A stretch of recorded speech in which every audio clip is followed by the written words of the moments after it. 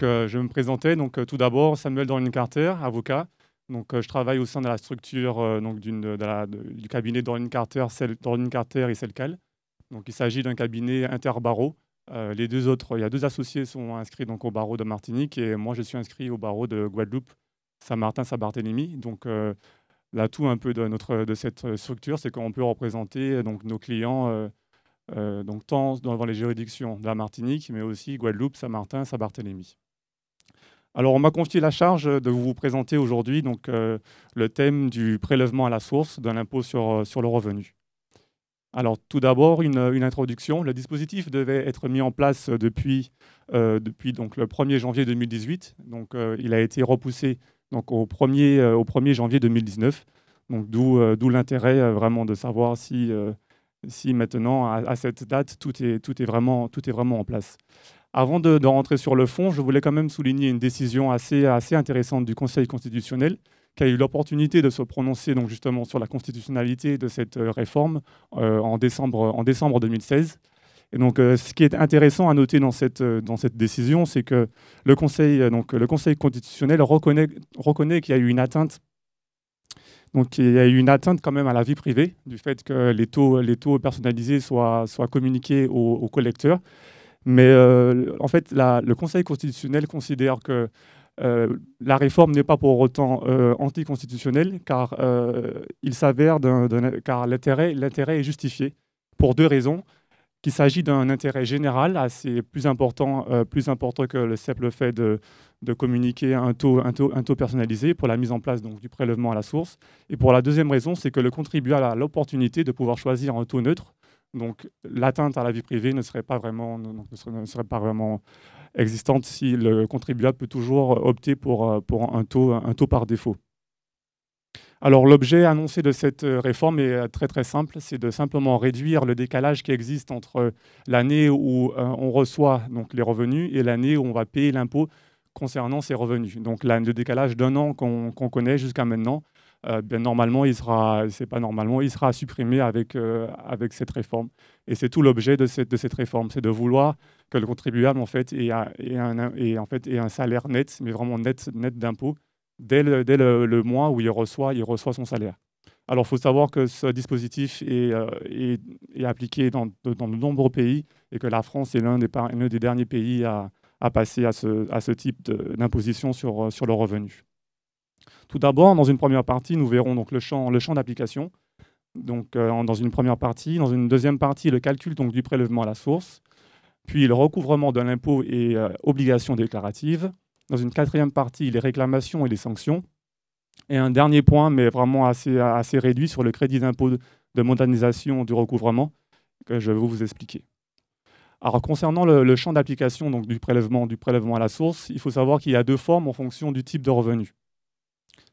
On a la retenue à la source, pour la catégorie qui concerne notamment les traitements salaires et assimilés. Et on a aussi une autre forme qui est un acompte pour les autres revenus, c'est-à-dire les bénéfices professionnels, les revenus fonciers, pensions alimentaires, les rentes viagères à titre onéreux. On va détailler ces éléments. Alors concernant les revenus soumis à la retenue à la source, qui est différente de l'acompte, du système d'acompte. En premier point, on a les traitements salaires et revenus assimilés. Dans cette catégorie, c'est la définition. Je vous ai mis une définition, la définition du contrat de travail où il faut qu'on soit lié à un employeur pour un contrat de travail ou qui se trouve vis-à-vis de celui-ci dans un état de subordination. Là, c'est du droit commun, les règles ne changent pas. Sont compris les primes et autres avantages en argent ou en nature, ainsi que les traitements publics et privés ou les rémunérations particulières, telles que pour les journalistes, les mannequins, etc. Nous avons aussi les sommes versées au titre de l'épargne salariale, les gains issus d'options sur titres ou d'actions et les revenus de remplacement. Concernant les pensions aussi qui rentrent dans le champ d'application du système de retenue à la source, nous avons les pensions. Ça concerne les allocations, les rentes et indemnités qui représentent la contrepartie de droits acquis ou alors la récompense de services passés. Notamment, on a les pensions de retraite, les pensions d'invalidité et certaines allocations. Alors pour information, pour ceux que ça intéresse, les diapos contiennent beaucoup d'informations. Donc j'irai droit à l'essentiel et ces diapos, ce PowerPoint, je peux les mettre à la disposition des intéressés pour qu'ils aient un support plus concret parce qu'on va voir beaucoup de diapositives, il y aura beaucoup d'informations parce que vous pouvez trouver des explications assez simples sur le site d'ImpôGouv avec des exemples de Martine et Pierre, mais j'ai voulu donc avoir un PowerPoint avec un peu plus de détails pour cibler en tout cas le cas particulier de chaque personne. Donc certaines choses vont vous intéresser et bien sûr d'autres pas. Surtout que en fonction de si vous êtes bénéficiaire ou collecteur, ça diffère. Donc toujours, je reviens donc à la retenue à la source. On a donc les revenus qui concernent les rentes viagères à titre gratuit. Et je précise que c'est vraiment à titre gratuit, sinon si c'est les rentes à titre onéreuse, là ce sera le système de l'acompte. Donc en ce qui concerne la territorialité, il n'y a pas de changement, c'est toujours le même principe. Donc les retenues à la source s'appliquent aux revenus de source française perçus par un contribuable fiscalement domicilié en France, les sources étrangères aussi par le contribuable qui est toujours domicilié en France, concernant le contribuable qui est hors de France, ce sont les revenus qui sont effectivement imposables en France. Donc il n'y a pas de changement à ce niveau. Maintenant, les revenus qui sont donc soumis à l'acompte. Donc tout d'abord, on a donc les pensions alimentaires, qui sont servies en exécution d'obligations résultant du Code civil, qui sont imposables entre les mains de leurs bénéficiaires. Donc on a par exemple les prestations compensatoires, on a certains versements, des versements d'une rente en remplacement d'une pension alimentaire, ainsi que la contribution aux charges du mariage. Toujours soumis à l'acompte, on a les rentes viagères à titre onéreux, comme je vous disais. Donc en fonction, si on a une rente viagère à titre gratuite, ça sera soumis au prélèvement, et si c'est à titre onéreux, à l'acompte. On a certains revenus relevant de l'article 62 du Code général des impôts, ça concerne les gérants et les associés. Donc surtout les gérants majoritaires. D'autres gérants aussi, tels que les associés et les membres des sociétés en participation. En ce qui concerne donc toujours les revenus soumis à l'acompte, on a donc les revenus fonciers. Donc là, je vous ai mis relève de cette catégorie lorsqu'ils ne sont pas inclus dans les bénéfices d'une entreprise industrielle, commerciale ou artisanale, d'une exploitation agricole ou d'une profession non commerciale, les revenus des propriétés bâties ou non bâties, les valeurs locatives des propriétés, les revenus accessoires à la location. Donc encore, vous voyez que ce sont les mêmes règles pour l'instant du droit commun. C'est simplement donc, les revenus fonciers, le tout du revenu foncier, hors bénéfices industriels, hors des bénéfices d'une entreprise industrielle, sont soumis à l'acompte. Toujours soumis à l'acompte, donc on a les BIC. Donc, pour l'instant, il y a des exceptions par contre. Alors j'ai mis des exceptions. Donc voilà, des revenus exceptionnels sont exclus du prélèvement à la source. Il s'agit donc du revenu imposé selon le système de quotient, les produits ou recettes imposables ayant la nature de plus-value, les subventions d'équipement et les indemnités d'assurance. Donc toujours soumis à l'acompte, on a les BNC, donc les bénéfices non commerciaux. Et donc il s'agit notamment des professions, donc l'exercice de profession libérale. Il y a des charges et offices dont les titulaires n'ont pas la qualité de commerçant. Et le dernier point, c'est un détail que je vous ai précisé. Alors toujours soumis à l'acompte, on a donc les autres revenus non commerciaux imposés au titre des traitements et salaires.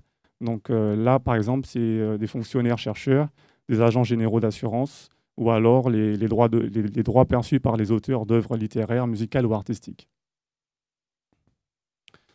On a toujours soumis à l'acompte les bénéfices agricoles. Concernant, il y a des revenus qui sont exclus du prélèvement à la source. Donc, le prélèvement à la source ne modifie pas les règles de calcul de l'impôt sur le revenu. Aussi, les revenus exonérés d'impôt sur le revenu sont exclus du champ d'application du prélèvement. Donc là encore, c'est le droit commun. Donc, ce qui était exonéré avant la réforme reste exonéré à l'IR. Toujours exclus du prélèvement à la source, donc on a les revenus de capitaux mobiliers, donc les RCM, donc ce sont relèvent de cette catégorie, les revenus versés à une personne physique fiscalement domiciliée en France sous la forme de produits de placement, c'est-à-dire de placement à revenus variables ou fixes, par exemple des dividendes ou alors des intérêts d'obligation. Toujours exclus du prélèvement à la source On a certaines plus-values de cession. Ça peut être les gains de cession de valeur mobilière, les plus-values immobilières, les plus-values afférentes à des biens meubles corporels et les plus-values professionnelles à long terme. Toujours dans les exclusions, on a des indemnités au-delà de 2 millions, des gains tirés de la levée de stock options. Et on a d'autres précisions que je vous ai mis au cas où, si ça peut intéresser certaines personnes. Alors, concernant la détermination de l'assiette. L'assiette de la retenue à la source. Le prélèvement se traduit par une retenue à la source lorsque le revenu est versé par un tiers. La retenue à la source s'applique au montant net imposable de l'impôt sur le revenu, c'est-à-dire aux sommes versées et avantages accordés avant l'application de la déduction pour frais professionnels. Les frais professionnels, comme ceux inhérents à la fonction des journalistes et les abattements spécifiques aux assistantes maternelles, sont pris en compte dans le calcul du taux du prélèvement à la source. Le montant servant ainsi à la base de la retenue est celui porté sur la ligne montant net imposable sur la fiche de paie et de relever des pensions déterminées après déduction des cotisations sociales. Donc, quelques exemples particuliers, donc j'ai des cas particuliers concernant, par exemple, les apprentis et les stagiaires. Donc, il y a certaines règles qui diffèrent un peu par rapport aussi aux étudiants et aux primes d'expatriation et les primes d'impatriation. Il y a aussi des cas particuliers sur donc, les indemnités journalières de la sécurité sociale. Par exemple, pour une affectation de longue durée, il y a une exonération d'impôt sur le revenu. Parce que l'administration, en fait, considère que seules les indemnités journalières de la sécurité sociale versées les 2 premiers mois sont soumises à la retenue à la source. Donc aussi des particularités aussi concernant les assistants maternels et familiaux, les élus locaux, où cette fois-ci pour les élus locaux, on retient un montant brut des indemnités. L'assiette de l'acompte et la période de référence. Alors concernant la détermination de l'assiette de l'acompte, le prélèvement se traduit par un acompte lorsqu'il n'existe pas de tiers collecteur. Parce qu'en fait, le système a été mis en place pour que du moment où on a une stabilité des rémunérations que le contribuable perçoit, on a un collecteur, donc c'est normal qu'on passe par la retenue. Mais dans certains cas où le collecteur n'est pas récurrent, n'est pas le même, on n'a pas une stabilité, le gouvernement a dû trouver en place le système d'acompte. Donc c'est exactement lorsqu'il n'existe pas de tiers collecteur. Donc si vous voulez un mémo, si vous avez une hésitation entre la retenue ou l'acompte, vous devez vous demander tout de suite s'il y a un collecteur au-dessus pour récupérer l'argent. Si par exemple vous louez un bien, en réalité c'est vous qui prenez le bien directement, et impossible d'avoir un intermédiaire, donc pas de collecteur. En pratique, l'acompte à verser en 2009 sera établi sur la base du dernier bénéfice aux revenus connus par l'administration fiscale, soit celui réalisé en 2017, déclaré en 2018, pour les prélèvements effectués entre janvier et août 2019, et celui réalisé en 2018 pour ceux effectués entre septembre et décembre 2019. Pour les BIC et les BA, le résultat retenu est celui de l'exercice clos au cours de l'année de référence. Alors, certaines règles communes sont exclues de la catégorie pour la détermination de l'assiette des BIC, des BA et des BNC, les produits aux recettes imposables ayant la nature de plus-value, les subventions d'équipement, les indemnités d'assurance et les charges ou dépenses ayant la nature de moins-value. L'assiette de l'impôt sur le revenu des gérants majoritaires et associés est déterminée après déduction des cotisations au régime de sécurité sociale et des primes versées au titre des contrats Madelin. Par la suite, il est appliqué la réduction forfaitaire de 10% pour frais professionnels ou la déduction des frais réels sur justification en cas d'option. L'assiette des BIC, BA et BNC, un dernier point, l'assiette correspond au bénéfice net comptable corrigé des réintégrations et déductions extra-comptables, diminuées éventuellement de reports déficitaires, au bénéfice déterminé selon le régime forfaitaire propre à la catégorie de revenus. On a aussi des abattements exonérations. Les effets des dispositions d'étalement et de lissage sont pris en compte pour le calcul de l'assiette, ainsi que les abattements. Ainsi, toutes les exonérations fiscaux, vous allez toujours en bénéficier, même si avec même par rapport au changement de régime. Donc, c'est par rapport donc, à ces avantages, ça concerne donc, les jeunes entreprises innovantes, les zones d'aide à finalité, je vous ai mis quelques exemples, et aussi les zones franches d'activité outre-mer, qui pourront toujours bénéficier donc, du coup des exonérations et du lissage. Période d'activité. Alors, en cas de début d'activité donc d'une personne qui relève du régime BIC, BA ou BNC, en cas de début d'activité en cours d'année, le bénéfice est ajusté pro rata temporis sur une année. En revanche, il n'y a lieu de procéder à un tel ajustement lorsque le bénéfice de l'année de référence est réalisé sur une période supérieure à 12 mois. En ce qui concerne donc l'assiette du revenu foncier, l'assiette du revenu est le revenu net, tel que déterminé selon les règles de droit commun. Donc, je vous ai mis les règles de droit commun, mais je ne vais pas c'est simplement donc les montants des revenus bruts et le total des charges effectivement supportées. Alors, concernant le taux, une des parties les plus intéressantes, c'est par rapport au taux, sachant que je vous ai annoncé en introduction qu'il y avait deux types de taux. Le principe est qu'on a un taux unique pour le foyer fiscal calculé par l'administration. Le prélèvement est calculé en appliquant au montant des revenus un taux préalablement calculé par l'administration fiscale pour chaque foyer fiscal. Le taux est déterminé de la même façon, quel que soit le mode de recouvrement de l'impôt, qu'il s'agit donc du retenu à la source ou de l'acompte. Parce que je vous ai expliqué qu'en fait, simplement la création de deux systèmes différents de retenue ou d'acompte, c'est simplement lié à l'absence du tiers collecteur. En ce qui concerne le taux, tout le reste suit le même raisonnement, et donc là, on applique les mêmes règles. Le contribuable se voit en principe appliquer ce taux calculé par l'administration, appelé taux de droit commun. Il est modulable dans certaines hypothèses. En cas d'impossibilité de calcul par l'administration ou pour certains revenus, à la demande du contribuable, un taux par défaut peut également s'appliquer. Alors, pour déterminer on va essayer de voir comment l'administration fiscale détermine le taux de droit commun. Alors, il s'agit d'un taux de prélèvement contemporain. L'administration détermine pour chaque foyer fiscal un taux d'imposition unique. Il est calculé 2 fois par an en fonction des informations disponibles afin d'être le plus contemporain possible. Ainsi, le taux de prélèvement est déterminé en prenant en compte les revenus acquis en N-2 pour le calcul de la retenue à la source effectuée ou l'acompte prélevé entre le 1er janvier et le 31 août N de l'année N, et en N-1 pour le calcul de la retenue ou de l'acompte prélevé entre le 1er septembre et le 31 décembre, de l'année en fait. Pourquoi? C'est qu'en fait, comme la déclaration, comme je vous l'ai expliqué, il y a toujours une déclaration à faire en cours d'année. C'est pour ça que pour les mois de septembre à décembre, on peut réactualiser et prendre en fait les revenus de l'année N-1, car la déclaration annuelle doit toujours être réalisée. Donc là, par exemple, si on doit remplacer les N-2 et les N-1, donc le premier N-2 correspond à 2000, donc on est en 2017, et après N-1, c'est 2018 pour cette année. Donc là, pour l'instant, vous pouvez considérer que vous avez eu un taux, le premier taux appliqué en 1er janvier était seulement sur N-2, et quand vous allez faire votre déclaration, ce sera sur N-1. Donc, si les informations ne sont pas disponibles pour les années N-2 et N-1, le taux applicable est celui de la dernière année pour laquelle l'impôt a été établi, sans que cette année ne puisse être antérieure à N-3. Si le taux établi est antérieur, la grille de taux par défaut s'applique. Alors là, je vais vous donner un exemple.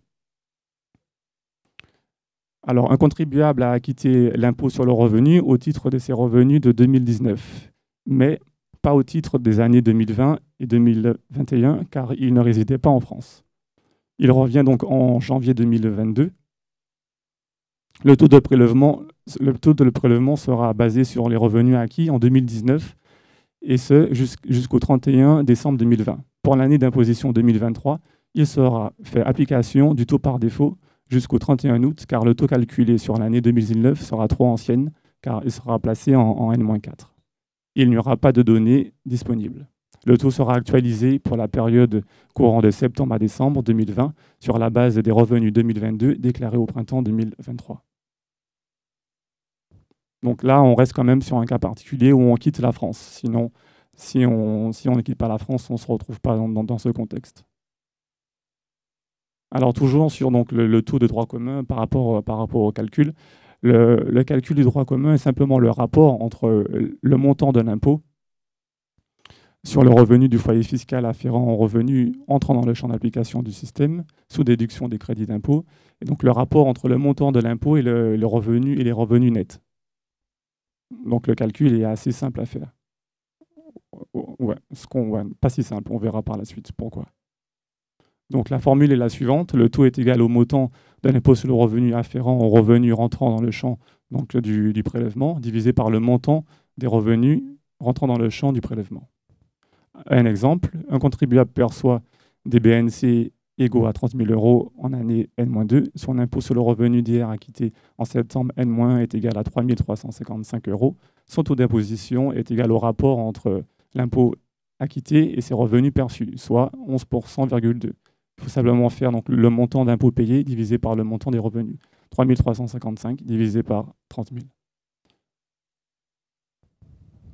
Donc là, vous avez vu que le calcul est assez simple, mais là, le problème, c'est seulement lorsqu'on a une catégorie de revenus et en fait, lorsqu'on se place sur un système. Lorsqu'on se place sur, on cumule de la retenue et des acomptes, là, le calcul est beaucoup plus compliqué. Donc là, je vous ai mis un autre exemple, justement, où il y a des salaires qui font partie de la retenue directe et des revenus de capitaux mobiliers. RCM, c'est les revenus de capitaux mobiliers de 24 000 €. Et là, le calcul est bien plus différent et bien plus difficile à comprendre. La formule est bien plus longue.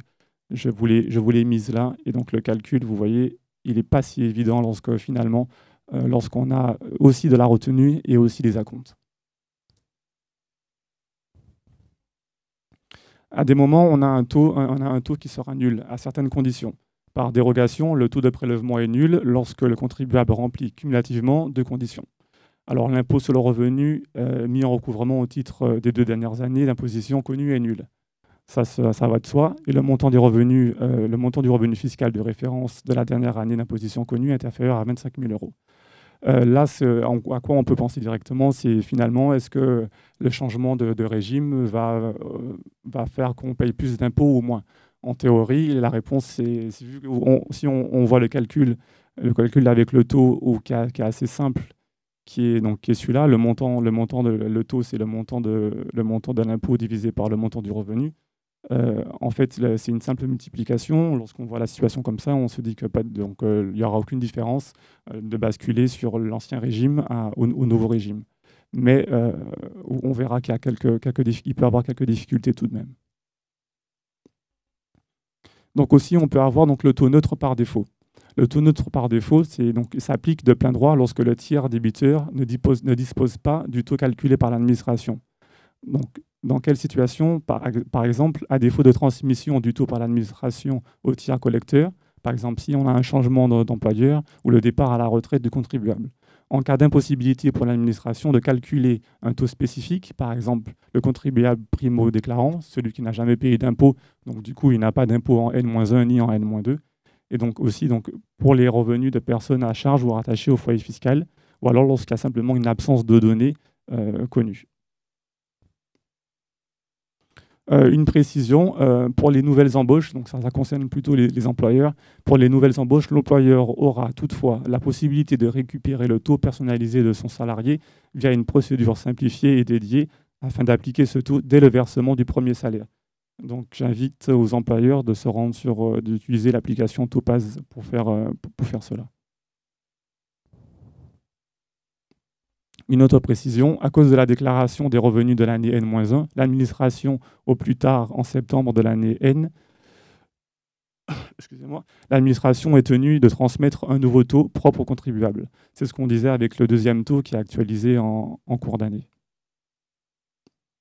Donc, toujours le taux neutre, cette fois-ci sur option, parce qu'on a vu qu'il était par défaut, mais le contribuable peut décider d'opter pour un taux neutre. Alors, le contribuable peut demander à l'administration de ne pas communiquer son taux de prélèvement à son employeur. Dans ce cas, il opte pour l'application du taux neutre. Si le taux neutre est inférieur à son taux personnel, il devra verser le complément d'impôt. C'est là la complication.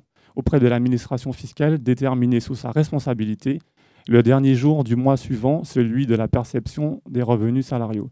Donc là, en fait, alors que le système est mis en place pour simplifier normalement le contribuable, c'est vrai qu'il est permis au contribuable d'opter pour un taux neutre, mais ça lui complique énormément la tâche de réaliser des compléments d'impôt chaque mois, et sous sa responsabilité. Dans le cas inverse, si l'application du taux par défaut conduit à une retenue à la source de montant supérieur à celui applicable avec le taux propre ou individualisé du comptable, la restitution aura lieu exclusivement à la liquidation d'un impôt. Donc vous voyez qu'en fait, il y a un complément d'impôt, le contribuable doit le payer le mois prochain, donc immédiatement, alors que lorsque l'impôt est inférieur, il faudra attendre la liquidation et ainsi l'administration fiscale en quelque sorte profite de cet impôt qui est plus élevé et où il sera rendu seulement lors de la liquidation de l'impôt en fin d'année. Alors concernant l'option pour le taux neutre, pour les revenus salariaux, alors le revenu, ça concerne donc qui sont exclus à l'option, c'est donc on a les revenus de remplacement, les pensions, les rentes viagères à titre gratuit. Seuls les revenus imposés selon les règles des salaires sont concernés en fait. Donc dire qu'on peut qu'il y a un taux neutre qu'on peut transmettre un taux neutre à tous les collecteurs, c'est faux. C'est seulement vraiment aux collecteurs qui sont dans une relation de contrat de travail. Donc l'option peut être exercée à tout moment auprès de l'administration fiscale et est mise en œuvre au plus tard 3 mois qui suivent celui de la demande. L'administration cessera de transmettre le taux propre du contribuable à son employeur. Donc du moment où on fait donc, la demande, on voit que c'est assez relativement rapide. Au bout de 3 mois, l'employeur va cesser de recevoir le taux individualisé et donc l'employeur devra, lui, à partir de règles, à partir d'un tableau, déterminer le taux neutre. Le tableau, je vais vous le présenter dans quelques moments.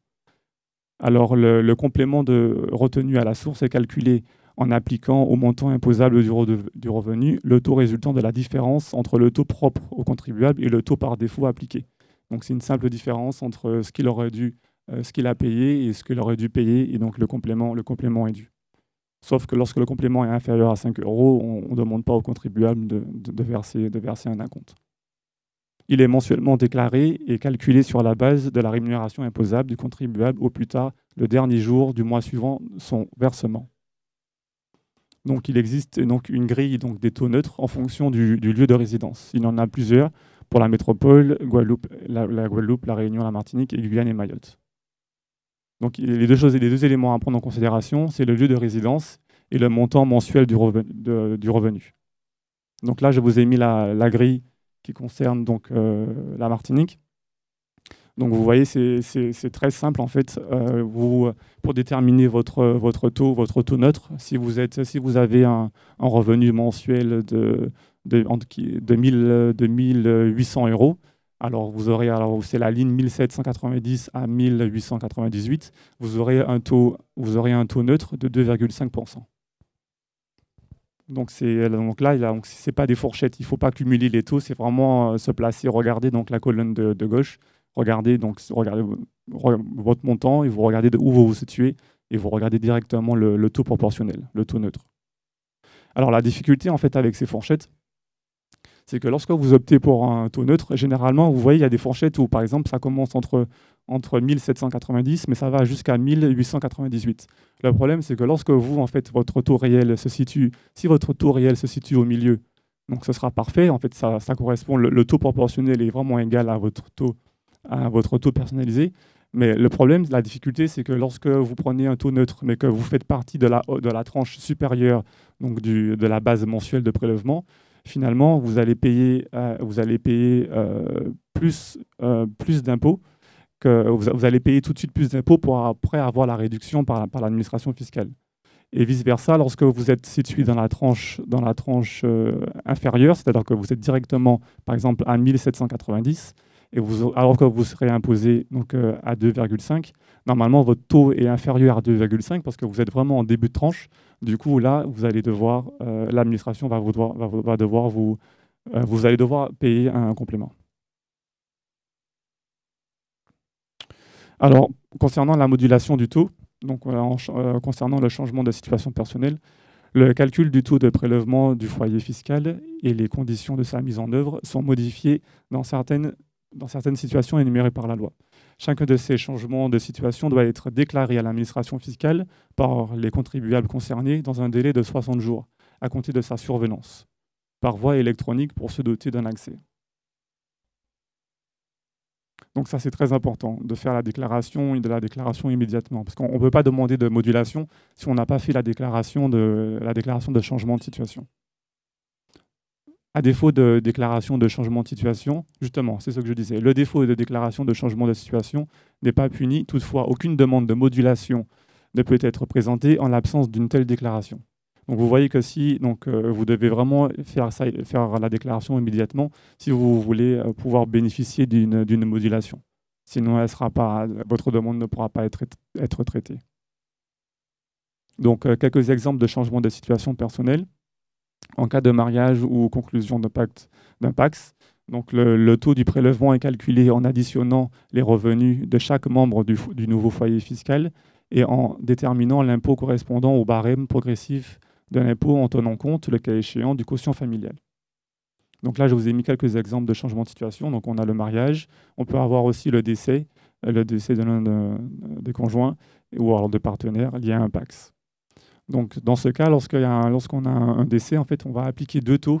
Un taux en fonction de ce qui a été fait en fait, avec le conjoint et un autre taux par rapport aux revenus qui ont été faits en l'absence du conjoint.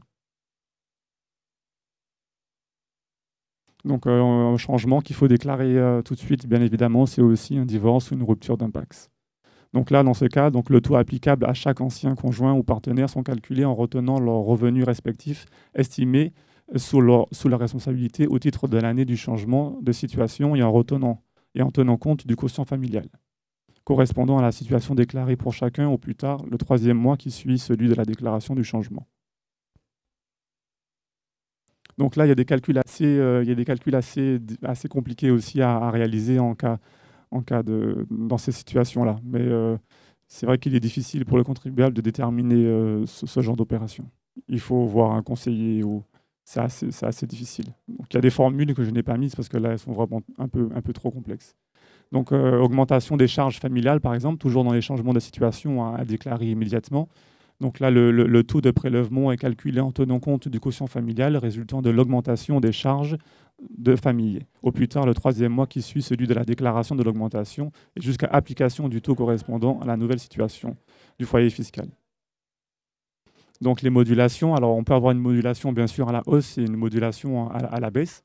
Donc concernant la modulation à la hausse, le contribuable peut choisir librement, mais sous sa responsabilité, de moduler à la hausse le taux de prélèvement ou l'assiette du seul acompte, ou aussi le taux de retenue à la source appliquée au foyer et à l'assiette de l'acompte. En pratique, le contribuable doit fournir à l'administration en fait, des éléments qui justifient sa demande. Bien qu'il le fait sous sa responsabilité, il doit quand même justifier et donner des éléments à l'administration fiscale. Donc le contribuable peut demander de déduire son prélèvement à la source si le montant du prélèvement au titre de sa situation en cours est inférieur cumulativement, donc de plus de 10% et de 200 € au montant de prélèvement qu'il supporterait en l'absence de modulation. Alors ces deux points sont très délicats et un peu complexes. La marge, on va dire, d'erreur de 10% est finalement assez faible. Donc souvent, on peut se tromper et vous allez voir qu'on a des majorations lorsqu'on évalue mal sa modulation. Le prélèvement modulé s'applique au plus tard le 3e mois suivant, celui de la demande de modulation, et jusqu'au 31 décembre de l'année. À partir du 31, on repasse au taux classique déterminé par l'administration fiscale. Donc je répète que pour la modulation, elle est possible lorsque elle dépasse 10% de ce qui aurait dû être payé et lorsque ce qui aurait dû être payé aussi est supérieur à 200 €. Modulation à la baisse. Alors, si un changement de situation personnelle est intervenu, aucune demande de modulation ne peut être faite tant que ce changement n'a pas été déclaré, comme je vous ai dit tout à l'heure. Donc, pas de modulation si pas de déclaration. Cependant, d'autres événements ne nécessitent pas de déclaration préalable et ouvrent droit à la modulation, par exemple reconnaissance de l'handicap, droit de garde partagé de l'enfant, avantage d'assiette spécifique. A posteriori, l'année N+1, l'administration vérifie que la modulation à la baisse n'a pas été excessive. Si le calcul défini fait apparaître que la marge d'erreur de 10% a été dépassée, une majoration de 10% est appliquée. Et encore plus, 50% lorsque la minoration du prélèvement dû est supérieure à 30%. Donc vous voyez, l'administration laisse le choix et la possibilité aux contribuables de faire une demande de modulation, mais elle s'avère très risquée. Si elle n'est pas bien, si les calculs ne sont pas bien faits, et si l'ensemble des éléments n'ont pas bien été pris en compte. Cependant, pour information, il y a quand même une bonne foi. Lorsque l'administration vérifie, elle regarde tout de même si le contribuable n'était pas de bonne foi ou au moment où il a fait sa demande, si vraiment normalement la demande devait se dérouler normalement comme il le pensait. Donc il y a quand même la bonne foi du contribuable qui intervient dans cette vérification. Donc, en l'absence, la majoration ne s'applique pas lorsque le contribuable justifie que l'estimation erronée de sa situation ou de ses revenus a été en tout ou en partie réalisée de bonne foi à la date de sa demande, ou alors où provient d'éléments difficilement prévisibles, ou lorsqu'il justifie que le prélèvement qui aurait été affecté en l'absence de modulation à la baisse est différent du prélèvement théorique calculé. Donc, vous voyez, l'administration quand même laisse une petite marge de flexibilité, en tout cas dans les débuts pour le moment, en évoquant la bonne foi du contribuable. Alors, qu'est-ce qui se passe toujours dans les changements, qu'il faut déclarer dans sa vie qui ont un impact donc, sur l'impôt des revenus. Donc, ça peut être par exemple la création ou la cessation d'une activité. Donc, à la suite de la création de son activité, le contribuable peut. Il a deux options.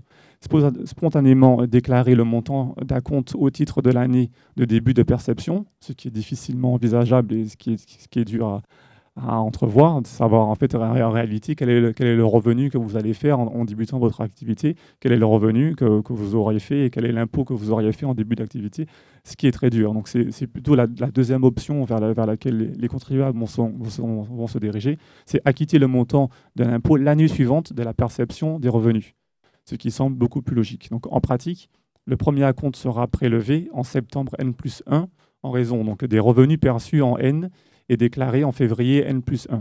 Le contribuable devra assumer la charge fiscale, par contre, du cumul de l'acompte contemporain de l'année N. C'est-à-dire que s'il n'a pas versé directement les acomptes directement lorsqu'il a créé sa société, donc certes, il attend en septembre de l'année prochaine.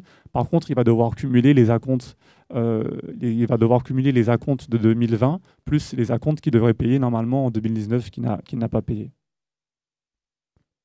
Donc, par exemple, j'ai donc un professionnel libéral débute son activité en juillet 2019. En juillet 2019, il a le choix donc de verser spontanément un acompte ou non. S'il ne verse pas d'acompte à compter de juillet 2009 jusqu'au 31 décembre 2019, il devra donc payer en septembre 2020 l'impôt dû en raison de son revenu 2019 et sera prélevé aussi de l'acompte sur le revenu 2020 par l'administration. Si le contribuable fait le choix donc, de payer un acompte, il peut estimer son montant en appliquant au bénéfice imposable réalisé l'année de création de l'activité le taux d'imposition qui lui est applicable en utilisant la grille du taux par défaut. Donc ça aide à déterminer en fait le contribuable a une aide avec la grille de déterminer en fonction de son chiffre d'affaires qu'il fait avec son activité. Il regarde la grille et il peut déterminer à peu près le taux neutre qui serait applicable et donc du coup faire un acompte qu'il aura déterminé à partir de cette grille. À la suite de la cessation de son activité, le contribuable peut demander à ne plus verser la part de l'acompte correspondant aux bénéfices et aux revenus au titre de l'année en cours. La demande est prise en compte à compter du versement de l'acompte qui suit le mois de la demande. Donc il existe une option au sein du couple. Donc il existe donc un taux individualisé applicable aux revenus personnels de chaque conjoint ou partenaire, parce que normalement c'est un taux par foyer fiscal. Donc le taux de prélèvement du foyer fiscal est sur option du contribuable individualisé pour chacun des conjoints ou partenaires liés à un PACS soumis à une imposition commune. En cas d'exercice de cette option, un taux individualisé de chaque conjoint ou partenaire pacsé s'applique exclusivement aux revenus dont il dispose personnellement. Le revenu commun au foyer fiscal demeure soumis au taux propre à celui-ci. Donc une précision par rapport à ce système, le taux individualisé peut être combiné au taux par défaut et à la modulation, à la hausse ou à la baisse du prélèvement à la source. Donc vous voyez, vous pouvez avoir un taux pour le foyer fiscal et aussi donc opter pour un taux individualisé pour chaque conjoint et aussi par rapport à ça, demander une hausse ou une baisse pour votre propre taux. Donc là, ça fait beaucoup de calculs, beaucoup de choses à vérifier quand même pour respecter la différence, la marge de 10% d'erreur à ne pas aller. Donc en ce qui concerne, donc, il y a des calculs pour le taux individualisé en fonction du revenu les plus faibles au sein du couple. Donc le taux individualisé du conjoint ou du partenaire qui a personnellement disposé des revenus les plus faibles est calculé par l'administration fiscale en prenant en compte ses revenus personnels et la moitié des revenus communs, desquels sont déduits la moitié des déficits, charges et abattements déductibles du revenu global du foyer fiscal, ainsi que la moitié des parts du quotient familial dans le foyer fiscal bénéfice. Alors là, il y a des calculs à faire aussi, ils ne sont pas si complexes, mais il y a quand même, vraiment il faut faire la part des choses entre les revenus propres et les revenus communs, ce qui peut être un peu délicat souvent. Donc par rapport, donc là, je vous essaie de donner une explication pour déterminer le taux de l'autre conjoint qui n'a pas les revenus le plus faible.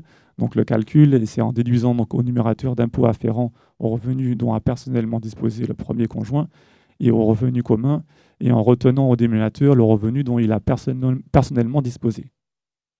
Donc là, on passe maintenant à la partie 3 qui concerne le recouvrement de l'impôt et les obligations déclaratives. Donc tout d'abord, ce qui concerne le prélèvement et le recouvrement, donc tout d'abord une définition sur les tiers collecteurs. Le tiers collecteur est la personne tenue d'effectuer la retenue à la source sur les revenus qui y sont soumis. Il s'agit en principe de toute personne physique ou morale qui, sauf exception, verse des revenus soumis à l'impôt sur le revenu suivant les règles applicables aux salaires, pensions, rentes viagères à titre gratuit. La personne qui verse les revenus est normalement celle qui assure ensuite le calcul et le précompte de la retenue à la source, puis sa déclaration et son versement à l'administration fiscale. Vous voyez qu'il y a pas mal de choses à faire au niveau du tiers collecteur. On lui a mis quand même pas mal de choses. Donc, il doit calculer le taux lorsque, par exemple, c'est un taux neutre. Il doit faire le précompte, il doit faire une déclaration et il doit faire le versement à l'administration fiscale. Donc il y a eu une phase préparatoire pour au niveau des tiers collecteurs. Donc il y a eu la phase la préconfiguration optionnelle et la phase d'initiation obligatoire. Dans tous les cas, il y a eu un dépôt préalable de déclaration DSN ou passereau et restitution du taux de prélèvement par l'administration. Donc un petit rappel sur la DSN, la déclaration sociale nominative, qui est donc obligatoire depuis le 1er janvier 2017, est la nouvelle façon de déclarer et de payer ses cotisations sociales. C'est une déclaration mensuelle unique qui remplace toutes les anciennes déclarations trimestrielles aux organismes tels que l'URSSAF, le retraite, chômage, prévoyance mutuelle. Donc l'avantage, c'est qu'en fait, depuis le 1er janvier 2017, les sociétés font déjà des déclarations DSN. Donc le prélèvement à la source va s'intégrer dans ces déclarations qui existent déjà. Donc on va dire que la nouveauté est moindre dans le sens où ils connaissent déjà la plateforme DSN et qui vont rajouter d'autres éléments qu'ils ne devaient pas jusqu'à maintenant concernant le prélèvement à la source.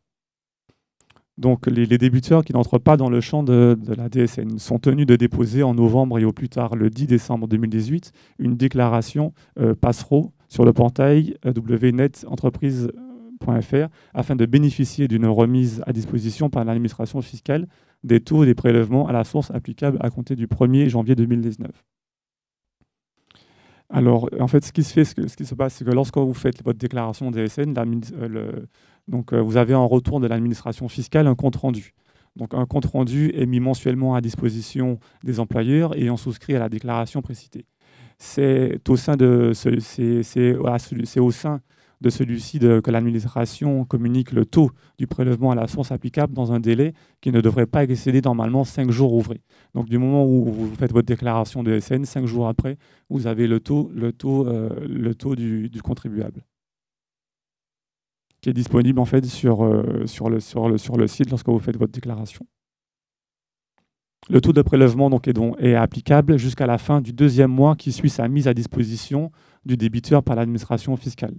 Donc le collecteur transmet une DSN le 5 février pour déclarer les revenus d'un salarié versés le 29 janvier, l'administration fiscale met à la disposition du collecteur un compte-rendu comportant le taux de prélèvement du salarié le 10 février. Le taux est valide jusqu'au 30 avril. Le collecteur peut appliquer ce taux pour précompter la retenue à la source sur les revenus versés au titre des mois de février, mars et avril, déclarés respectivement 5 mars, 5 avril et 5 mai. Donc l'administration fiscale a mis quand même en place un certain délai de validité pour le taux.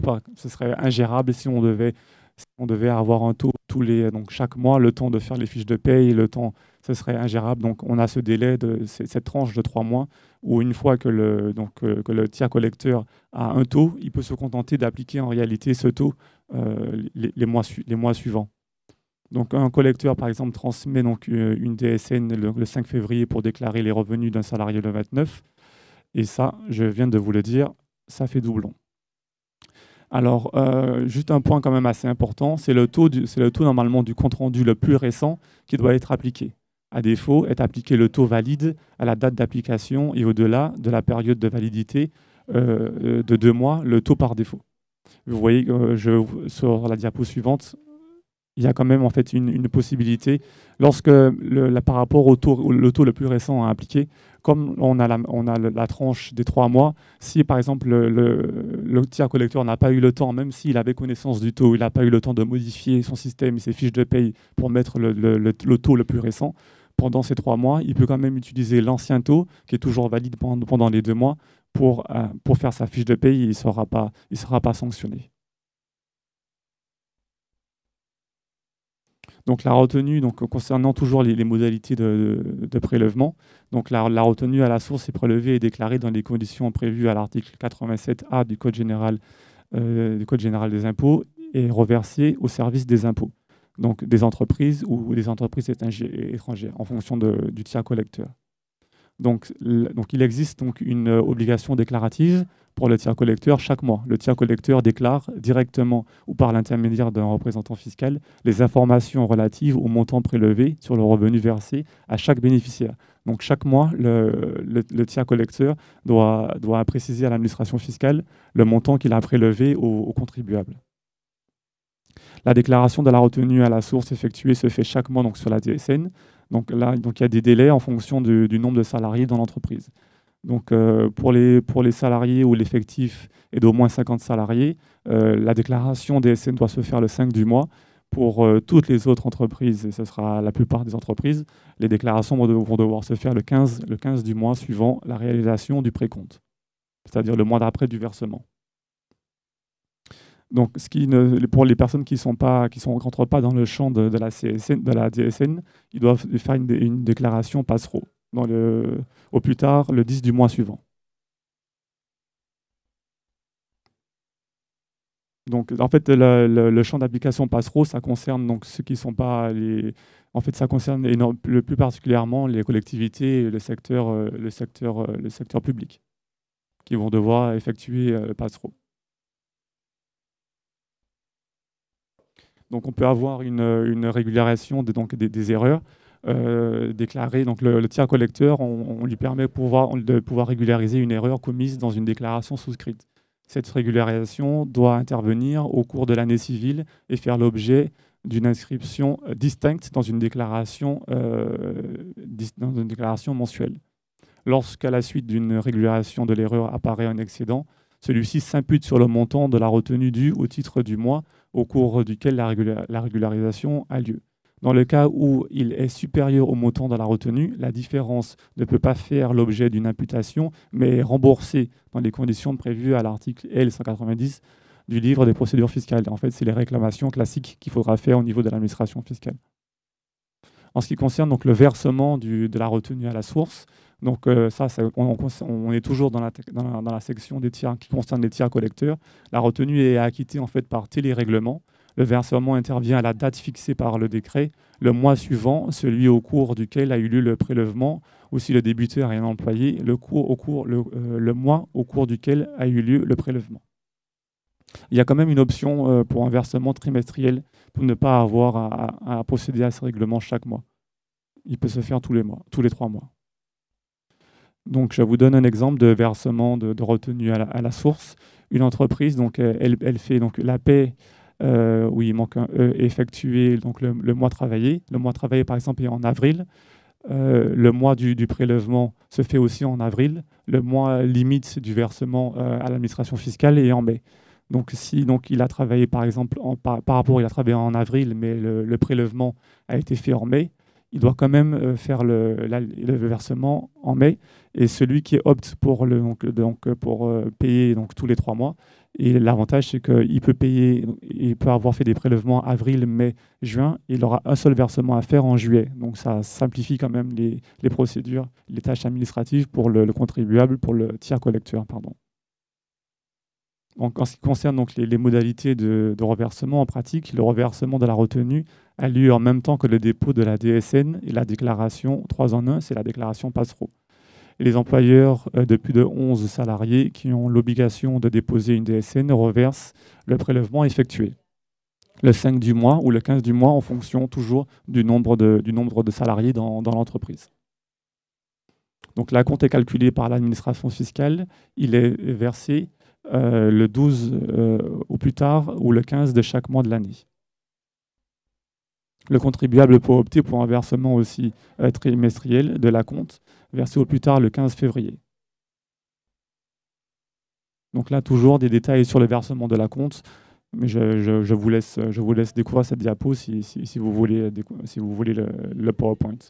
Donc, outre le versement par le paiement par prélèvement de l'IR, les contribuables acquittent l'impôt selon leur choix. Donc, soit par un chèque à l'ordre du Trésor public, ou par carte bancaire à un guichet, ou alors par bande à cash. Donc là, on en concerne toujours pour le paiement de l'acompte des contribuables. Donc là, on a fini donc la partie sur les tiers collecteurs. C'est la modalité de versement de l'acompte à l'administration fiscale. Donc là, je vous ai mis aussi un cas particulier sur le report exceptionnel d'acompte pour les BIC et BNC. Donc là, c'est une particularité. Encore, je vais vous laisser découvrir si vous le souhaitez par la suite. En ce qui concerne donc les modalités de prélèvement, c'est à l'initiative de l'administration que les prélèvements sont opérés. Ils sont effectués sur un compte ouvert par le contribuable dans un établissement habilité à cet effet. Donc il peut s'agir d'un compte de dépôt ou alors de simple livret A. Le prélèvement d'acompte pourra se faire sur ce type de compte du contribuable. Là, donc, le contribuable communique ses coordonnées, en fait, simplement lorsqu'il fait sa déclaration. Et donc, voilà, lorsqu'il souscrit à la déclaration de revenus, le contribuable doit donner ses informations bancaires pour qu'il puisse procéder donc, au prélèvement des acomptes. Et ce sera toujours ces mêmes informations qui seront utilisées s'il y a des restitutions et des remboursements à faire aux contribuables. Alors aussi, je vous l'ai déjà dit, il y a un maintien de l'obligation déclarative annuelle par le contribuable qui doit chaque année maintenir sa déclaration, ce qui va permettre à l'administration fiscale de réévaluer ses taux pour le restant de l'année. Donc, en ce qui concerne donc, la liquidation de l'impôt, après imputation des déductions et crédits d'impôt, prélèvement retenu à la source et à compte, le solde de l'impôt sur le revenu et les autres impositions figurant sur le même article de rôle est recouvré. L'impôt sur le revenu est exigible 30 jours après la date de la mise en recouvrement du rôle. Donc c'est comme ça que le contribuable va pouvoir régulariser à certains moments l'impôt qui n'a pas été, qui a été payé en moins de ce qu'il devait. Une avant-dernière partie sur donc, les réclamations et les sanctions qu'on a déjà à peu près entrevues dans les développements précédents par rapport donc, au retard. On peut avoir un retard au niveau du tiers collecteur qui a des retards dans ses versements à l'administration fiscale, mais aussi on peut avoir un retard au niveau du contribuable qui finalement ne paye pas, n'a pas payé ses acomptes.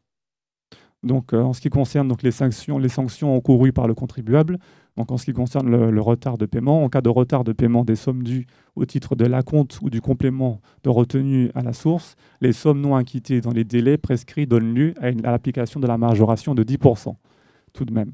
Lorsque le versement d'un acompte de retenue à la source s'avère inférieur de plus de 30% au montant du complément qui aurait dû être versé, donc là c'est lorsqu'on a des modulations de taux, le taux de cette majoration est égal au rapport entre la moitié de la différence entre le montant du complément dû et celui-ci acquitté et le montant du complément d'impôt.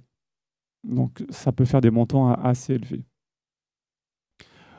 Donc, justement, dans les sanctions en cas de modulation à la baisse excessive, comme on a déjà dit, ça je vous l'ai déjà dit, donc il faut faire attention à la marge de 10% d'erreur doit être respectée, sinon on a des majorations de 10%. On a aussi donc des amendes fiscales et des sanctions pénales. Cette fois-ci, ça concerne le tiers collecteur. Donc, en cas d'effraction par le tiers collecteur à ses obligations de collecte, de déclaration et de versement, des sanctions fiscales pénales sont prévues. Quant à l'amende fiscale, elle ne peut pas être inférieure à 250 € par déclaration et est établie en fonction de la gravité du manquement. Parce qu'il faut retenir que c'est chaque déclaration qui a mal été faite ou qui n'a pas été faite ou qui sera sanctionnée par l'administration fiscale. Donc, c'est-à-dire chaque déclaration pour chaque contribuable et chaque mois. Et donc 250 €, ça peut monter assez vite pour un contribuable. Donc là, je vous ai mis quelques exemples d'amendes fiscales pour le tiers collecteur. Donc c'est très souvent entre 10% de retenues qui auraient dû être effectuées ou déclarées, voire ça peut monter à 40% en cas de non-dépôt dans les 30 jours. Donc là, c'est vraiment lorsqu'il n'y a aucune déclaration qui a été faite, donc aucune déclaration DSN. Donc là, la majoration est assez importante et elle s'élève à 40%. Donc lorsqu'on a des choses où on reste dans des omissions ou des choses qui sont inexactes, donc là, les sanctions sont de l'ordre de 5%. Et on a aussi, par contre, lorsque la retenue est effectuée, mais ni déclarée et ni reversée, ça veut dire que l'entreprise a simplement gardé la retenue qui a été faite. Alors là, la sanction est très élevée et elle est de 80% de la retenue effectuée. Donc les sanctions, elles sont très hautes pour vraiment décourager les tiers collecteurs de ne pas reverser les retenues. Toujours sur les amendes fiscales.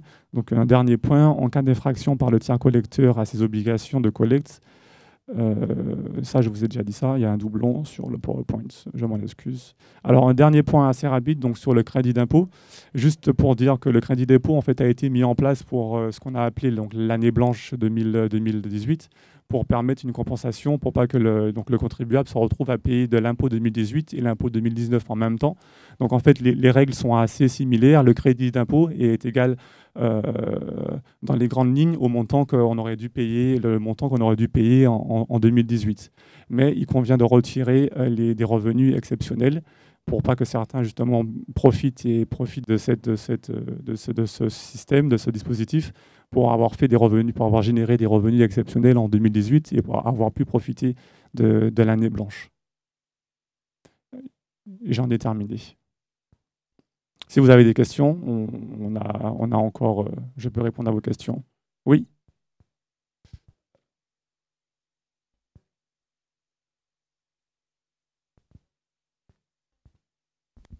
Bonsoir tout le monde. J'ai une question concernant une personne qui est salariée et elle est salariée, elle a 2 employeurs. Et à côté de ça, elle a aussi une micro-entreprise qui a un BNC. Comment ça se passe au niveau de l'impôt à la source? Alors, dans ce cas, il faudra qu'elle applique exactement pour chaque catégorie en fonction du revenu. Donc, ce qu'on a vu, c'est si elle se place sur du salariat ou avec sa relation, parce que vous m'avez dit qu'elle emploie du monde? Elle est employée, d'accord? Et donc, en même temps, elle est auto-entrepreneur. Alors, dans ce cas-là, elle se place au niveau des deux systèmes. Donc, elle a la retenue. Alors, elle a retenu directement au niveau de son salaire de ses employeurs et au niveau des revenus qu'elle génère en tant qu'auto-entrepreneur. Comme je vous ai dit, le réflexe à avoir, c'est de se dire ce qu'il y a un tiers collecteur quand elle est auto-entrepreneur. En fait, elle est sa propre chef. Donc, elle reçoit directement l'argent de ses clients. Donc là, il faut se dire que là, il n'y a pas de tiers au milieu entre les clients qui lui donnent de l'argent, il n'y a pas de retenue. Donc dans ce cas-là, elle sera soumise à la compte pour la partie auto-entrepreneur. D'accord? Donc il faut vraiment se dire, est-ce qu'il y a un tiers collecteur? S'il n'y a pas de tiers collecteur et que normalement ça rentre dans l'impôt sur le revenu, il faut se dire que du coup, il y aura des acomptes et il faut se pencher sur ça. Il y aura des acomptes à déterminer et à payer chaque année, en plus de la retenue à la source qui sera faite sur le salaire. D'accord? La compte, oui, la compte est mensualisée en fait. La compte, vous devez payer un acompte chaque mois. Donc c'est là où en fait on change dans le système, où là où on avait une mensualisation avant, où on payait son impôt et donc la compte provisionnelle qu'on payait. Donc ce système diffère. Donc chaque année, il y a soit la retenue qui sera appliquée par l'employeur, ou alors un acompte à payer chaque mois. Et ça, c'est tous les mois, plus et ça, donc ça, la différence se joue là, plus la déclaration à faire qui est maintenue au milieu d'année. Mais tous les mois, il y aura la compte à régler. D'accord. Une autre question? Tout a été. Je sais que la matière, elle est dense, elle est complexe. Alors, ça fait beaucoup d'informations que je vous ai données, mais n'hésitez pas à poser d'autres questions, on en profiter. Et je peux tenter, essayer de répondre à vos questions. Sinon, je vous dis. Ah,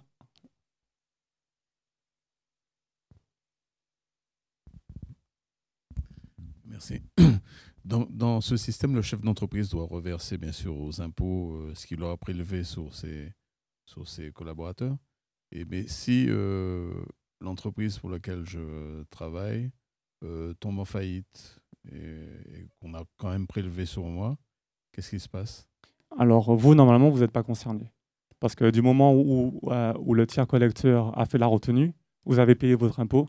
Et là, c'est en théorie, ce qui se passe par la suite, ça concerne la société qui est en faillite. Et ce sera au liquidateur de voir rentrer. Maintenant, c'est le liquidateur avec l'administration fiscale qui aura l'obligation, qui aura les contraintes de tout le système. Mais vous, une fois que vous avez payé, peu importe le statut de la société, une fois que la retenue a été faite, vous êtes déchargé et on ne peut pas vous réclamer une deuxième fois l'impôt parce que cet argent aura disparu, fondu dans la procédure collective. Bon, ben je vous remercie. Bon après-midi. Ose Martinique, le futur s'entreprend aujourd'hui.